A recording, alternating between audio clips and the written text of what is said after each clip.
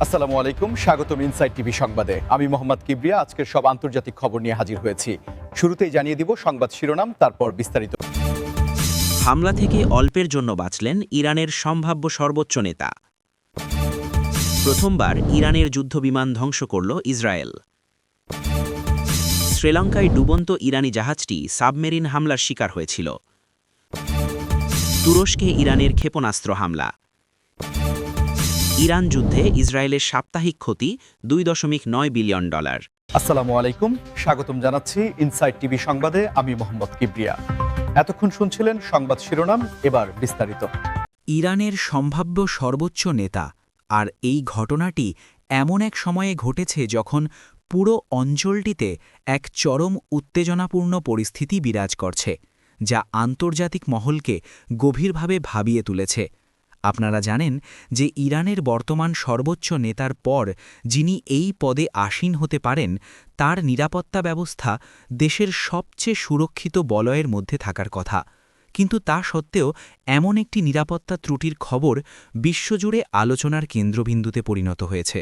কারণ এই ধরনের একটি ঘটনা কেবল একটি দেশের অভ্যন্তরীণ বিষয় নয়, বরং এটি পুরো মধ্যপ্রাচ্যের রাজনৈতিক স্থিতিশীলতাকে নাড়িয়ে দেওয়ার ক্ষমতা রাখে।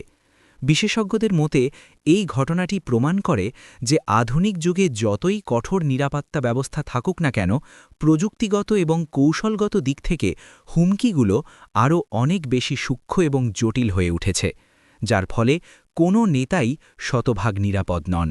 এবং এই পরিস্থিতি ইরানের অভ্যন্তরীণ গোয়েন্দা সংস্থাগুলোর জন্য একটি বিশাল বড় চ্যালেঞ্জ হিসাবে দেখা দিয়েছে। এই হামলার পেছনের মূল কারণ বা এর সাথে কারা জড়িত থাকতে পারে তা নিয়ে আন্তর্জাতিক মিডিয়াগুলোতে নানা ধরনের বিশ্লেষণ চলছে, যেখানে কেউ কেউ মনে করছেন এটি কোনো অভ্যন্তরীণ রাজনৈতিক দ্বন্দ্বের ফলাফল হতে পারে, আবার অনেকেই ইঙ্গিত দিচ্ছেন যে এটি বিদেশি কোনো গোয়েন্দা সংস্থার অত্যন্ত সুপরিকল্পিত কোনো অপারেশন হতে পারে। তবে ইরান সরকারের পক্ষ থেকে বিষয়টি নিয়ে এখন পর্যন্ত খুব বেশি বিস্তারিত তথ্য প্রকাশ করা হয়নি, যা এই ঘটনাটিকে আরও রহস্যময় করে তুলেছে। এই ধরনের ঘটনাগুলো যখন ঘটে তখন তার সরাসরি প্রভাব পড়ে বৈশ্বিক অর্থনীতির ওপর, বিশেষ করে জ্বালানি তেলের বাজারে, কারণ বিনিয়োগকারীরা মধ্যপ্রাচ্যের স্থিতিশীলতা নিয়ে শঙ্কিত হয়ে পড়েন এবং তেলের দাম আন্তর্জাতিক বাজারে ওঠানামা করতে শুরু করে, যা আমাদের মতো সাধারণ মানুষের দৈনন্দিন জীবনেও পরোক্ষভাবে প্রভাব ফেলে। ইরানের একটি যুদ্ধবিমান ধ্বংস করার দাবি করেছে ইসরায়েল, আর এই ঘটনাটি মধ্যপ্রাচ্যের সামরিক সমীকরণে একটি বিশাল বড় মোড় হিসেবে বিবেচিত হচ্ছে। কারণ এর আগে এই দুই দেশের মধ্যে ছায়াযুদ্ধ বা প্রক্সি ওয়ার চললেও সরাসরি একে অপরের আকাশসীমায় বা যুদ্ধবিমানের ওপর এমন প্রত্যক্ষ আঘাতের ঘটনা সত্যিই বিরল। আধুনিক সামরিক বিশ্লেষকরা এই ঘটনাটিকে অত্যন্ত গুরুত্বের সাথে দেখছেন, কারণ ইসরায়েল এবং ইরান উভয়েরই রয়েছে অত্যাধুনিক আকাশ প্রতিরক্ষা ব্যবস্থা এবং শক্তিশালী বিমান বাহিনী।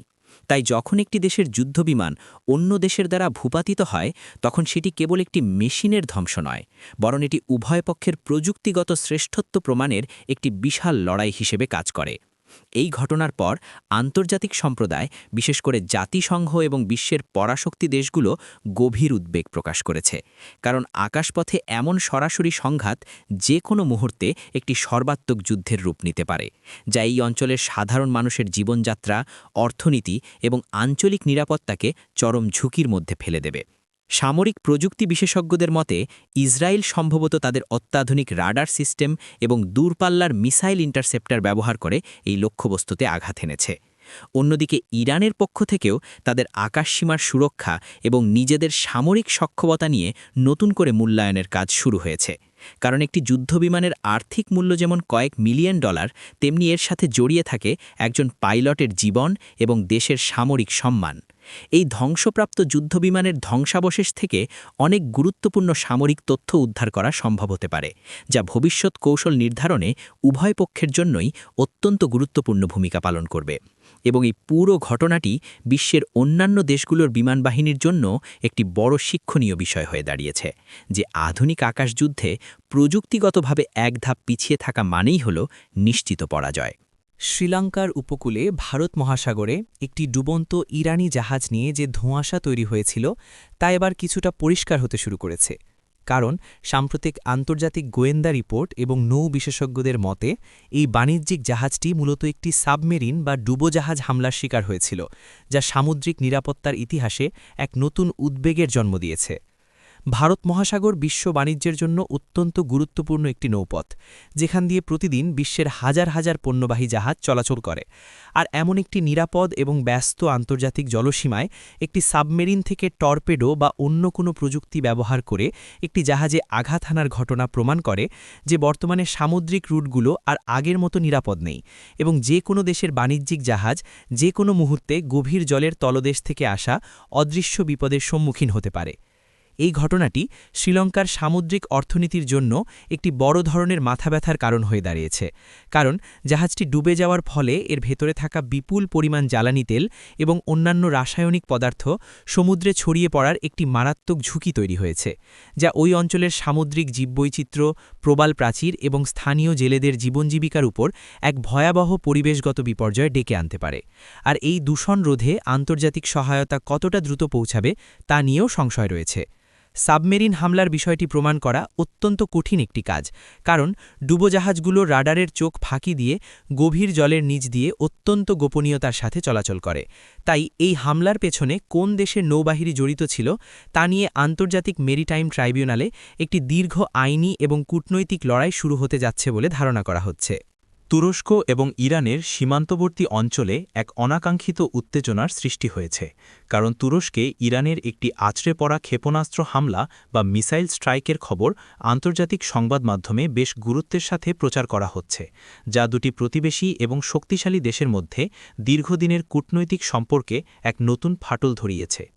তুরস্ক, যা কিনা ন্যাটো বা নর্থ আটলান্টিক ট্রিটি অর্গানাইজেশনের একটি অত্যন্ত গুরুত্বপূর্ণ সদস্য রাষ্ট্র, তার ভূখণ্ডে অন্য একটি দেশের ক্ষেপণাস্ত্র এসে পড়ার ঘটনাটি কেবল ওই দুই দেশের মধ্যেই সীমাবদ্ধ নেই, বরং এটি ইউরোপীয় ইউনিয়ন এবং যুক্তরাষ্ট্রের মতো পশ্চিমা শক্তিগুলোর মধ্যেও একটি বড় ধরনের সতর্কবার্তা পাঠিয়েছে। কারণ ন্যাটোর গঠনতন্ত্র অনুযায়ী এর কোনো সদস্য রাষ্ট্রের উপর আক্রমণ পুরো জোটের উপর আক্রমণ হিসেবে বিবেচিত হতে পারে। যদিও প্রাথমিকভাবে ধারণা করা হচ্ছে যে এই ক্ষেপণাস্ত্রটি হয়তো লক্ষ্যভ্রষ্ট হয়ে অথবা কোনো প্রযুক্তিগত ত্রুটির কারণে তুরস্কের ভূখণ্ডে গিয়ে পড়েছে, কিন্তু আধুনিক সামরিক ব্যবস্থায় এমন ভুল মেনে নেওয়া অত্যন্ত কঠিন এবং তুরস্কের সরকার এই ঘটনার একটি সম্পূর্ণ স্বচ্ছ আন্তর্জাতিক তদন্তের দাবি জানিয়েছে। পাশাপাশি তারা তাদের সীমান্ত এলাকায় আকাশ প্রতিরক্ষা ব্যবস্থা যেমন S-400 এবং অন্যান্য রাডার সিস্টেমগুলোকে সর্বোচ্চ সতর্ক অবস্থায় বা হাই অ্যালার্টে রেখেছে। এই সীমান্ত এলাকায় এমনিতেই দীর্ঘকাল ধরে বিভিন্ন জাতিগত এবং অর্থনৈতিক কারণে একটি অস্থিরতা বিরাজ করছিল, আর এই নতুন ক্ষেপণাস্ত্রের আঘাত সেই পরিস্থিতিকে আরও জটিল করে তুলেছে, যার ফলে সীমান্ত এলাকার সাধারণ গ্রামবাসীদের মধ্যে চরম আতঙ্ক ছড়িয়ে পড়েছে এবং অনেকেই নিরাপদ আশ্রয়ের সন্ধানে নিজেদের ঘরবাড়ি ছেড়ে অন্য শহরে পাড়ি জমাচ্ছেন, যা একটি ছোটখাটো মানবিক সংকটের রূপ নিচ্ছে। অর্থনৈতিক দিক বিবেচনা করলেও ইরান এবং তুরস্কের মধ্যে বিলিয়ন বিলিয়ন ডলারের বাণিজ্য চুক্তি রয়েছে, বিশেষ করে প্রাকৃতিক গ্যাস এবং তেল সরবরাহের ক্ষেত্রে। অর্থনীতি, কারণ সাম্প্রতিক কিছু গবেষণামূলক পরিসংখ্যানে উঠে এসেছে যে ইরান কেন্দ্রিক এই চলমান সংঘাত এবং উত্তেজনার কারণে ইসরায়েলের সাপ্তাহিক অর্থনৈতিক ক্ষতি প্রায় 2.9 বিলিয়ন ডলারে গিয়ে ঠেকেছে, যা একটি দেশের জাতীয় অর্থনীতির জন্য কতটা ভয়াবহ হতে পারে তা সাধারণ অঙ্কের হিসেবেও সহজেই অনুমেয়। এই 2.9 বিলিয়ন ডলারের বিশাল ক্ষতির হিসেবটি কেবল সামরিক সরঞ্জাম বা মিসাইল ব্যবহারের খরচের মধ্যেই সীমাবদ্ধ নেই, বরং এর সাথে জড়িয়ে আছে দেশের সামগ্রিক অর্থনৈতিক অচলাবস্থা। কারণ যখন কোনো দেশে যুদ্ধের মতো পরিস্থিতি তৈরি হয়, তখন তাদের হাজার হাজার রিজার্ভ বা সংরক্ষিত সেনাকে সাধারণ জীবন থেকে সরিয়ে সামরিক বাহিনীতে যুক্ত করতে হয়, যার ফলে দেশের আইটি সেক্টর, কৃষিকাজ, শিল্প কারখানা এবং অন্যান্য গুরুত্বপূর্ণ খাতগুলো মারাত্মকভাবে কর্মী শূন্যতায় ভোগে এবং উৎপাদন ব্যাপকভাবে হ্রাস পায়। ইসরায়েলের মতো একটি দেশ, যা বিশ্বজুড়ে তাদের টেকনোলজি বা প্রযুক্তিগত স্টার্টআপগুলোর জন্য বিখ্যাত, সেখানে এই ধরনের একটি দীর্ঘমেয়াদী সংঘাত বিদেশি বিনিয়োগকারীদের মনে গভীর শঙ্কার জন্ম দিয়েছে, যার ফলে অনেকেই তাদের বিনিয়োগ প্রত্যাহার করে নিচ্ছেন বা নতুন করে বিনিয়োগ করতে ভয় পাচ্ছেন, আর এর সরাসরি প্রভাব পড়ছে দেশটির স্টক মার্কেট এবং মুদ্রার অবমূল্যায়নের ওপর। অন্যদিকে আকাশ প্রতিরক্ষা ব্যবস্থাগুলোর কথা যদি বলি তবে প্রতিটি ইন্টারসেপ্টর মিসাইল যা আকাশে ধেয়ে আসা হুমকি ধ্বংস করতে ব্যবহৃত হয় তার এক একটির দাম লাখ লাখ ডলার।